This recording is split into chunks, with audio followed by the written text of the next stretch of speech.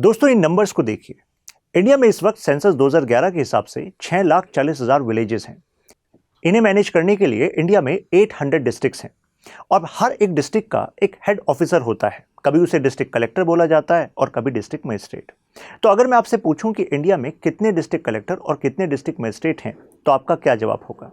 कुछ लोग सोचेंगे कि शायद ये अलग अलग पोजीशन है, दो अलग ऑफिसर्स हो सकते हैं शायद, बट ऐसा नहीं है।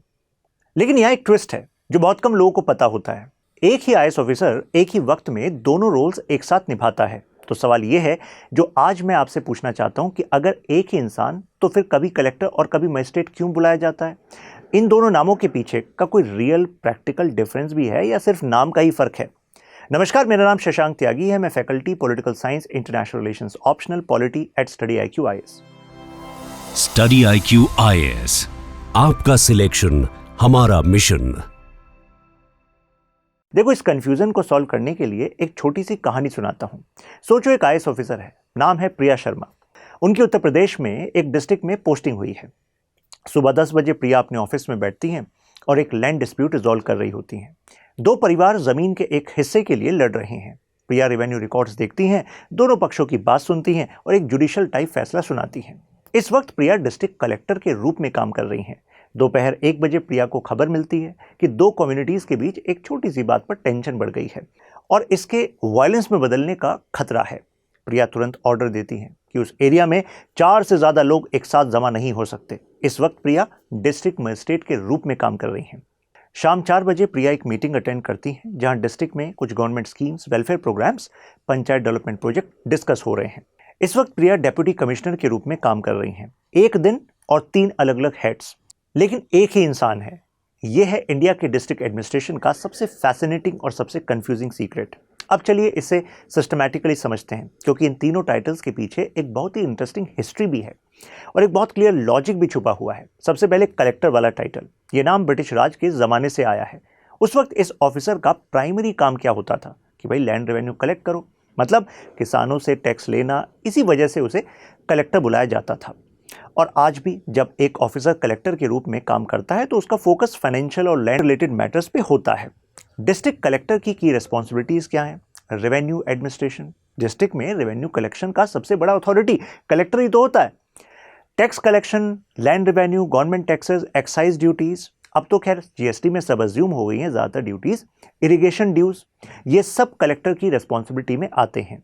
Land management, land record maintain करना, लैंड यूज देखना, लैंड एक्विजिशन डिस्प्यूट्स, आर्बिट्रेटर का रोल निभाना, रेवेन्यू कोर्ट। कलेक्टर खुद एक रेवेन्यू कोर्ट भी चलाता है, सुना होगा ना आपने, SDM कोर्ट, DM कोर्ट, जहां लैंड से जुड़े जुडिशियल मैटर्स भी डिसाइड होते हैं।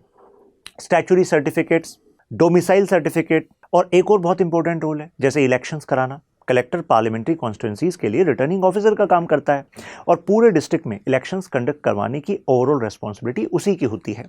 अब दूसरे टाइटल समझते हैं, जैसे डिस्ट्रिक्ट मजिस्ट्रेट या DM। जनरली आप यही यूज करते हैं ना कि DM बनना है। जब वही ऑफिसर डिस्ट्रिक्ट मजिस्ट्रेट की हेड पहनता है तो उसका फोकस रेवेन्यू से हटकर लॉ एंड ऑर्डर पर हो जाता है, यानी कि मजिस्ट्रेट मतलब law and order, peace maintain करने की तरफ शिफ्ट हो जाता है। डिस्ट्रिक्ट मजिस्ट्रेट की रिस्पॉन्सिबिलिटीज क्या हुई फिर? भाई लॉ एंड ऑर्डर मेंटेन करे। प्राइमरी एग्जीक्यूटिव मजिस्ट्रेट होता है जिसका सबसे पहला काम है कि प्रिवेंटिव मेजर्स ले जिससे कि पीस मेंटेन रहे। पुलिस कोऑर्डिनेशन, क्रिमिनल एडमिनिस्ट्रेशन का हेड भी होता है, मतलब पुलिस के एक्शंस को भी कंट्रोल करता है। एग्जीक्यूटिव मजिस्ट्रेसी पावर्स होती हैं, एक बहुत इंपॉर्टेंट पावर है जिसे आप सबने ज़रूर न्यूज़ में सुना होगा कि DM के पास सेक्शन 163 BNSS, जो पहले सेक्शन 144 होता था CRPC, उसके अंडर ऑर्डर देने का पावर होता है जिससे कि किसी भी एरिया में लोगों के जमा होने को रेस्ट्रिक्ट किया जा सकता है। जेल और लॉकअप, डिस्ट्रिक्ट के जेल और लॉकअप का एडमिनिस्ट्रेशन सुपरवाइज करना DM के अंडर आता है। डिजास्टर मैनेजमेंट एक्ट 2005 के अंदर DM डिजास्टर मैनेजमेंट का भी अथॉरिटी होता है, मतलब हेड होता है डिस्ट्रिक्ट लेवल पे। मतलब अगर आपके डिस्ट्रिक्ट में बाढ़ आ जाए, कोई और नेचुरल डिजास्टर आ जाए, तो उस पूरे रेस्पॉन्स ऑपरेशन को DM ही लीड करता है। आर्म्स एंड एम्यूनेशन के लाइसेंसेस DM के थ्रू ही ग्रांट होते हैं। अब एक तीसरा टाइटल भी है जो कुछ स्टेट्स में यूज होता है, जैसे डेप्यूटी कमिश्नर, DC बोल देते हैं ना। जब ऑफिसर डेप्यूटी कमिश्नर के रूप में काम करता है तो उसका फोकस डेवलपमेंटल एक्टिविटीज पर होता है, public welfare schemes, panchayat, local bodies और दूसरे गवर्नमेंट डिपार्टमेंट्स के साथ कोऑर्डिनेशन, ये सब DC की रिस्पॉन्सिबिलिटीज होती है। अब मुझे याद है मैंने आपसे वीडियो के शुरू में एक सवाल पूछा था कि अगर ये एक ही इंसान है तो उसे अलग अलग नामों से क्यों बुलाया जाता है। और इन नामों में कोई रियल डिफरेंस भी है या नहीं? तो अब आपके पास जवाब है।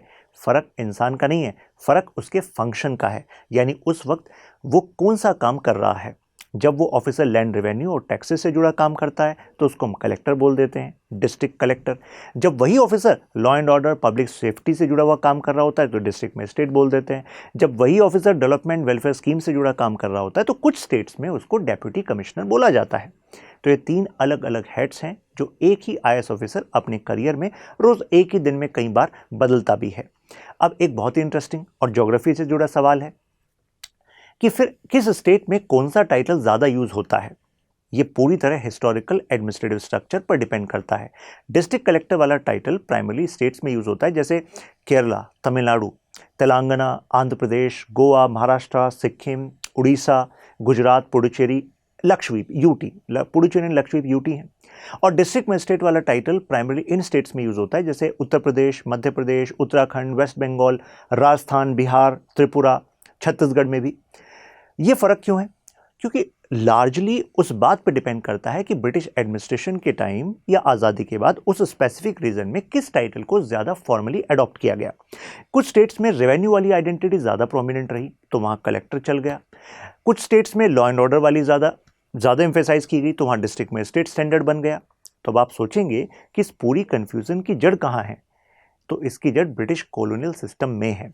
जब ब्रिटिश इंडिया में एडमिनिस्ट्रेशन सेटअप कर रहे थे तो उन्होंने एक ऑफिसर को रेवेन्यू कलेक्ट करने के लिए कलेक्टर अपॉइंट किया, लेकिन जैसे जैसे उसकी एडमिनिस्ट्रेशन कॉम्प्लेक्स होती गई तो उन्होंने रियलाइज़ किया कि ऑफिसर को मजिस्ट्रेट पावर भी देना होगा, ज़्यादा एफिशिएंट होगा, ताकि एक ही इंसान पूरे डिस्ट्रिक्ट का कंप्लीट कंट्रोल संभाल सके। आज़ादी के बाद इंडिया ने इस स्ट्रक्चर को लार्जली रिटेन किया क्योंकि ये एक प्रूवन और एफिशिएंट सिस्टम लगा। एक सिंगल पॉइंट ऑफ अकाउंटेबिलिटी है पूरे डिस्ट्रिक्ट के लिए। अब इस पूरे टॉपिक को एक यूपीएससी के नज़रिए से समझ लेते हैं।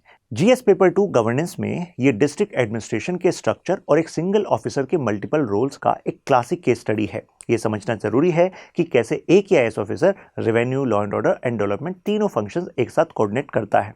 और एक एग्जाम रेडी फैक्ट जो आप याद रख सकते हैं, एज ऑफ दिसंबर 2025 इंडिया में टोटल 800 डिस्ट्रिक्ट्स हैं और इन सबका एडमिनिस्ट्रेटिव हेड एक IAS ऑफिसर होता है जो अपने फंक्शन के हिसाब से कलेक्टर, मजिस्ट्रेट या डेप्यूटी कमिश्नर कहलाता है। तो दोस्तों, मैं इस वीडियो को एक आखिरी थॉट के साथ खत्म करना चाहता हूं।